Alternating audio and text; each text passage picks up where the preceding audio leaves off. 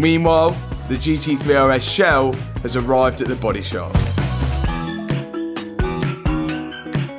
Now that it's there, they can inspect the rest of the damage, and I'm hoping they can get the dents out of both rear quarters, which looks tricky.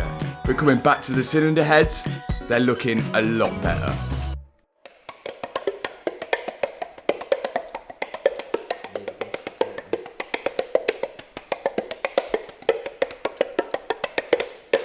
Head gasket. Here is our brand new head gasket. But before that goes on, we have no idea what they do, but they were in when we took the engines apart.